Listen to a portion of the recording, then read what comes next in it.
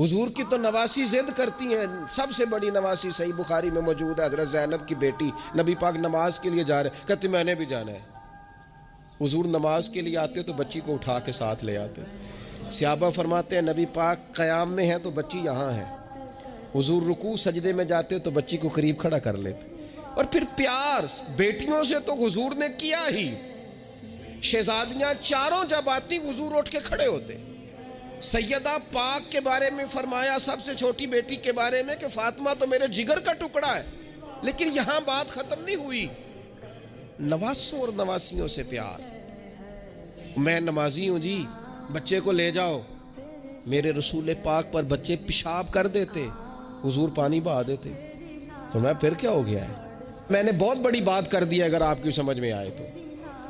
اور اللہ تعالیٰ شعور دے سکتا ہے. حضور کسی جانور پر سوار ہوتے تھے تو جانور پیشاب نہیں کرتا تھا جب تک حضور سوار رہتے تھے. رب چاہتا تو بچہ کبھی پیشاب نہ کرتا. یہ اتنا بڑا کام اس لیے ہوا کہ تیری اور میری سمجھ میں بات آ جائے. میں قبلہ حضرت صاحب ہوتا ہوں، میں حاجی صاحب ہوں، میں نمازی صاحب ہوں، میں فلان صاحب ہوں، لہذا بچوں کو لے جاؤ، میں نے نماز. وہ تو زیادہ پاک صاف ہے؟ آپ کے اندر کچھ زیادہ رعنائی آ گئی ہے کہ آپ اپنی اولاد کو وقت نہیں دے پاتے. رسول پاک علیہ السلام کا لہجہ اور انداز، قربان جائیں، یعنی بچوں کو نا مزہ آئے. ساری دنیا سے پیسے لیے ہیں انسان نے، کمائیاں کی ہیں، جائیدادیں بنائی ہیں، بڑے بڑے اس کو پرافٹ ہوئے ہیں، لیکن ساری زندگی دادی کے 10 روپے بھولتے ہی نہیں. وہ جو دادا سے لڑ کے لیے جاتے تھے 5 روپے وہ بھولتے ہی نہیں. وہ ابا جی سے کبھی پیسے چاہیے ہوتے تھے تو ابا جی سے نہیں ڈائریکٹ کہتے تھے، دادی اماں سے کہتے تھے دادی آج 100 ہی لینا ہے.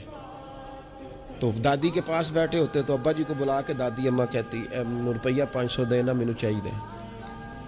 تو ابا جی کہتے اماں جی کی کرنے نے تینوں وزاد دینا ضروری ہے تو دے نا 500. تو ابا جی کہتے مینو سمجھ لگتی پئی جو اتنے ہو رہا ہے نا.